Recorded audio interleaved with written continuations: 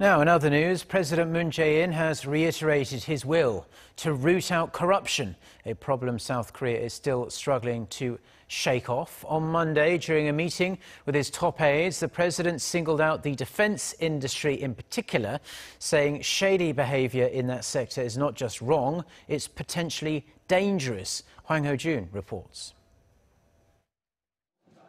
During the regular Monday meeting with his top aides, President Moon Jae-in practically declared war on corruption within the defense industry. 방산비리는 단순한 비리를 넘어 안보의 구멍을 뚫는 이적행위에 해당한다고 생각합니다. 방산비리 척결은 보수와 진보의 문제가 아닌 애국과 비애국의 문제로 더 이상 미룰 수 없는 적폐청산 과제입니다.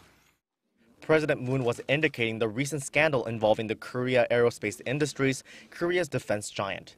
The prosecution raided the KAI last week on allegations of inflating production costs for a homegrown transport utility helicopter named Suryeon, allegedly earning nearly $50 million worth of illicit profits. Emphasizing that people expect corruption to be eliminated, the South Korean president said he will seek to reinstitutionalize a trans-government anti-corruption meeting, serving as the nation's control tower to prevent corruption in the future. The meeting, which was first introduced in 2004 by the instructions of former President Roh Moo-hyun, was halted by the former Lee Myung-bak administration.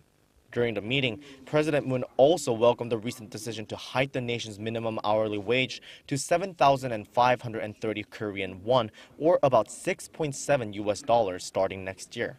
That's a 16.4% increase from the current 6,471.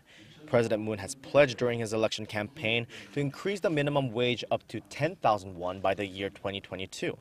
However, concerns have been growing from small businesses who fear they will be forced to shut down due to the wage hike. President Moon also pledged to additionally support SMEs to cope with the change. Such measures that were discussed include the financial support for the Job Stabilization Fund, reducing costs in management, establishing fair trade order, improving management conditions, and reinforcing competitive power. President Moon further asked for the cooperation of Congress for the bills that will be drawn up, hoping that with effort and support, they will be passed swiftly. Hwang Hojun, Arirang News.